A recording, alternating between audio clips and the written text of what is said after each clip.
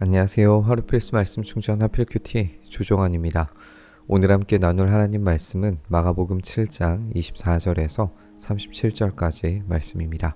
예수께서 거기에서 일어나셔서 두로 지역으로 가셨다. 그리고 어떤 집에 들어가셨는데 아무도 그것을 모르기를 바라셨으나 숨어 계실 수가 없었다. 예수님은 두로 지역으로 이동하십니다. 이 두로는 갈릴리 북부와 접한 굉장히 중요한 상업 도시였어요. 헤롯 대왕 시절부터 이 두로와 팔레스타인은 밀접한 관계가 있었고 또 갈릴리 인접 지역에 경제적으로 주도권을 상당히 행사하는 곳이었습니다. 그렇지만 이제 심리적으로는 거리가 굉장히 먼 곳이었기 때문에 요세푸스의 경우에 두로 사람들을 우리의 악명 높고 가장 지독한 적으로 묘사하기까지 합니다. 예수님이 이 두로에 가시는 이유가 정확히 밝혀지지 않지만 그곳에서 하신 행동은 이전에 우리가 내용들을 참고해 봤을 때 굉장히 평범했다는 걸 알 수가 있어요. 아무도 모르는 곳으로 피하기를 원하셨다라는 게 핵심이었죠. 그런데 그곳조차도 예수님의 명성이 널리 퍼져 있었던 것을 우리가 이후의 본문에서 알 수 있습니다. 악한 귀신 들린 딸을 둔 여자가 곧바로 예수의 소문을 듣고 와서 그의 발 앞에 엎드렸다. 그 여자는 그리스 사람으로서 시로페니키아 출생인데 자기 딸에게서 귀신을 쫓아내달라고 예수께 간청하였다. 예수께서 그 여자에게 말씀하셨다. 자녀들을 먼저 배불리 먹여야 한다. 자녀들이 먹을 빵을 집어서 개들에게 던져주는 것은 옳지 않다. 귀신 들린 딸을 가진 여자가 예수님의 소문을 듣고 와서 발 앞에 엎드립니다. 그녀의 간절함은 곧바로 엎드려 간청하는 모습에서도 알 수 있지만 앞으로의 도전에서도 분명히 확인할 수가 있습니다. 어쨌든 그 여성을 소개하는 말은 그리스 사람 시로페니키아 출생이라는 겁니다. 유대인 선생이 이 이방 여성을 함부로 만난다는 것은 사실 생각할 수 없는 일이었어요. 그리고 그녀의 딸의 상태가 귀신 들렸다라는 점을 생각해 볼 때 이 부정성의 이미지는 굉장히 공고해집니다. 그녀 자체가 이방인이었고 여성이었고 또 귀신 들린 딸을 가진 이런 부정성으로 가득 차 있는 인물인 거죠. 귀신을 쫓아내 달라는 여인의 요청은 완전히 묵사발되듯이 무시됩니다. 예수님은 자녀들을 먼저 배불리 먹여야 한다라고 말씀하시면서 개들에게 던져주는 것이 옳지 않다라고 굉장히 모욕적으로 들릴 만한 말씀을 하고 계세요. 이 정도의 모욕을 듣고서도 계속해서 자신의 요청을 밀어붙일 사람은 사실 그리 많지 않았을 겁니다. 그만큼 이 어머니의 절박하고 간절한 모습이 드러나는 건데요. 그녀는 도전을 감수하고 많은 이들이 아마도 포기했을 바로 그 지점에서 믿음의 도전을 시도합니다. 그러나 그 여자가 예수께 말하였다. 주님, 그러나 상 아래에 있는 개들도 자녀들이 흘리는 부스러기는 얻어먹습니다. 그래서 예수께서 그 여자에게 말씀하셨다. 네가 그렇게 말하니 돌아가거라. 귀신이 내 딸에게서 나갔다. 그 여자가 집에 돌아가서 보니 아이는 침대에 누워있고 귀신은 이미 나가고 없었다. 여자는 예수님의 이야기를 받아서 자녀들이 우선순위로 은혜와 능력을 경험할 수 있는 것이 옳지만 그 부산물 정도는 개들도 나눠 받는다라고 그렇게 주장을 합니다. 그 정도만 해도 충분하다라는 이야기죠. 예수님은 그녀의 말을 받아들이셨습니다. 그녀는 자신을 개라고 인정할 만큼 납작 엎드리면서 자신을 비웠습니다. 그리고 그녀의 말은 예수님을 움직이게 만들었죠. 더 자세한 이야기가 나오지 않지만 어쨌든 치유가 발생한 것을 우리가 보게 됩니다. 앞선 기적들에서 예수님의 어떤 만져주심 또는 만짐이 동반된 것과는 다르게 어떤 예수님의 직접적인 행동이나 특별한 문장도 존재하지 않습니다. 여기에서 여자가 돌아간 시점을 생각해 보게 되는데요. 여자가 돌아간 시점은 아직 치료에 대한 확인이나 확신이 충분하지 못한 시점이었다라는 점을 우리가 생각을 해보게 됩니다. 그녀는 그 말을 믿고 되돌아갑니다. 거기에 이미 믿음의 실행과 실천이 내포되어져 있다는 것을 우리가 알 수 있습니다. 그녀의 엎드림과 믿음의 어떤 급진적인 결단이 이 딸을 낫게 만들었다라고 생각이 됩니다. 예수께서 다시 두로 지역을 떠나 시돈을 거쳐서 데가볼리 지역 가운데를 지나 갈릴리 바다에 오셨다. 그런데 사람들이 귀먹고 말 더듬는 사람을 예수께 데리고 와서 손을 얹어주시기를 간청하였다. 예수께서 그를 무리로부터 따로 데려가서 손가락을 그의 귀에 넣고 침을 뱉어서 그의 혀에 손을 대셨다. 예수님의 행적은 두로와 시돈을 거쳐서 데가볼리를 지나 갈릴리로 돌아오심이라. 정확하지는 않지만 예수님의 이 길은 굉장히 빙 둘러 오시는 것으로 보여요. 예수님은 유대의 영토 바깥에 지금 머무르고 계십니다.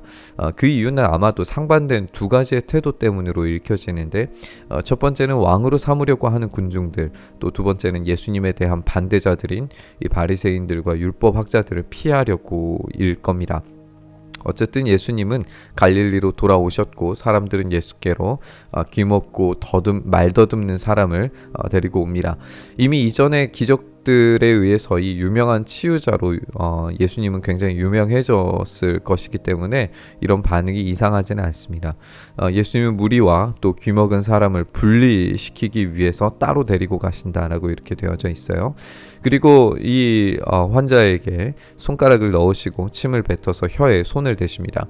이 만져주심은 굉장히 좀 이례적으로 보이기는 합니다. 이전의 방식에서는 그런 일들을 우리가 찾아볼 수가 없죠.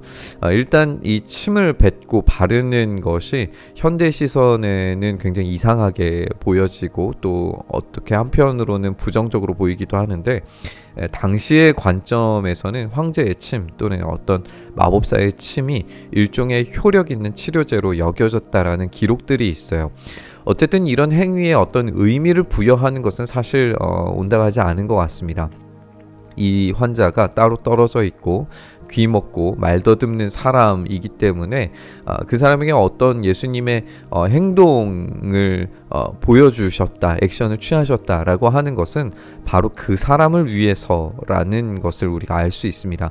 그에게 말이 들리지 않기 때문에 예수님께서 말하신다라고 하는 것은 치유의 어떤 기적의 행위를 지금 한다라고 하는 것으로 이 사람은 받아들이지 못할 수도 있습니다.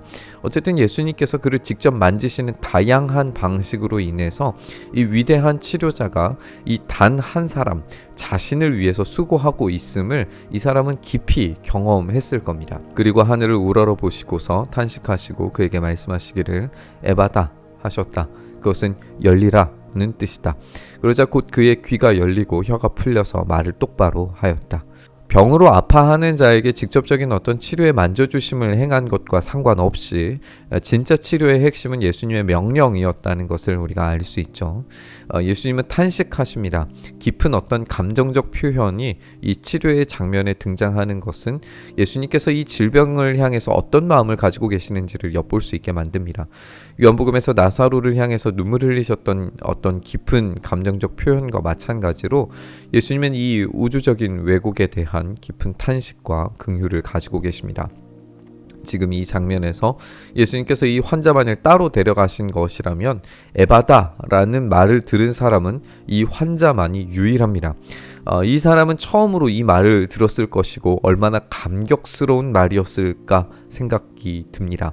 에바다라는 말이 단수적인 형태로 사용된 거라면 이 귀와 혀를 지칭한 것이 아니라 그 사람 자체가 열려져라 라고 하는 명령이라고 우리가 읽혀지는데요. 그렇다면 이 열림이 모든 감각과 상태가 열리는 그런 경험이었을 겁니다.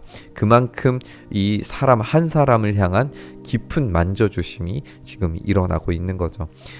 예수께서 이 일을 아무에게도 말하지 말라고 그들에게 명령하셨으나 말리면 말릴수록 그들은 더욱더 널리 퍼뜨렸다. 사람들이 몹시 놀라서 말하였다. 그가 하시는 일은 모두 훌륭하다. 듣지 못하는 사람도 듣게 하시고 말 못하는 사람도 말하게 하신다. 예수님은 이전의 상황과 같이 아무에게도 말하지 말라라고 명령하세요. 그런데 그들에게 명령된 것으로 보아서 이 환자를 데리고 온 사람들을 포함하는 것으로 보여집니다. 그런데 그들은 더욱더 널리 퍼뜨리고 있죠. 이 놀람은 이전의 기적에 대한 반응들의 표현이 반복되고 있음을 보여주는데 더 강조된 형태로 나타나고 있습니다. 왜냐하면 듣지 못하고 말하지 못하는 사람이 말하게 되는 이 사건이 이사야에서 하나님의 때, 이 마지막 종말의 때에 일어날 사건으로 제시되고 있기 때문입니다.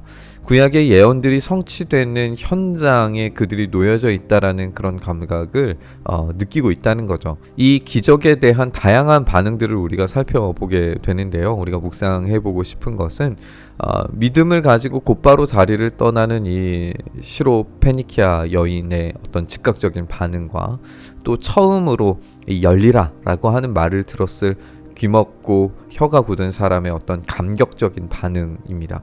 우리는 믿음에서 이 즉각적인 반응이 필요한데도 얼마나 주저할 때가 많은지 모릅니다.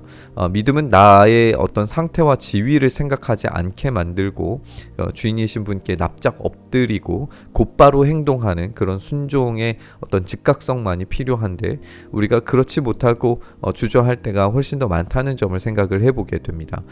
주인은 내가 아님에도 불구하고 내가 마치 주인처럼 살아가기 때문에 기적의 반응에서도 그렇게 행동할 때가 더 많다는 거죠.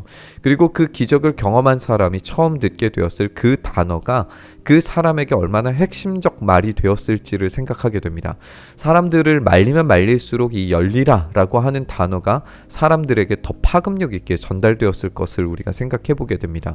그 사람이 물론 이제 언어를 모르지는 않았겠죠. 이제 필담으로든지 언어를 사용했으리라고 충분히 생각을 해볼 수는 있는데 이 사람이 처음으로 말하는 어떤 그런 단어 사람들에게 자기의 기적을 소개했을 자기가 들었을 그 단어 이 에바다라고 하는 단어가 사람들에게 얼마나 영향력 있게 들렸을지 생각을 해봅니다.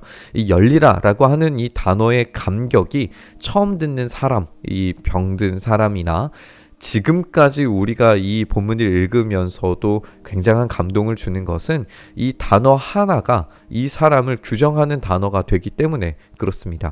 우리는 우리 삶을 규정할 만한 그 한 단어, 한 문장을 우리 주님께 들었는지 반문해보게 됩니다. 어쩌면 그것이 우리의 삶을 다시 힘있게 움직이도록 만들어줄 수 있기 때문이죠. 오늘 말씀 묵상하면서 믿음의 즉각적인 반응으로 주님께 순종하는 것, 그런 순종의 삶과 그런 삶의 결단들이 우리의 삶에 나오는 하나의 단어, 또 하나의 문장을 우리 주님으로부터 듣고 얻을 수 있기를 바랍니다. 그것으로 말미암아 우리의 삶이 참된 순종의 자리, 변화의 자리, 기적을 경험한 그 믿음의 사람으로 온전히 세워지게 만들 줄 믿습니다.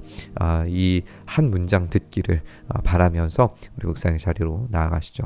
주님 그렇습니다. 우리가 믿음으로 결단하며 주님께 달려가게 하시고 믿음으로 행동하게 하시고 믿음으로 결단하게 하시고 그 결단이 우리의 삶을 변화시키시는 주님의 그 한 단어 한 문장을 우리가 얻을 수 있게 하여 주시옵소서. 그래서 우리의 삶에 참된 믿음의 결단과 순종으로 말미암아 우리를 책임져 주시는 변화시키시는 온전케 하시는 주님의 능력을 경험할 수 있게 하여 주시옵소서. 그 일 행하시길 소망하며 우리 주님 예수님 이름으로 기도드리옵나이다. 아멘.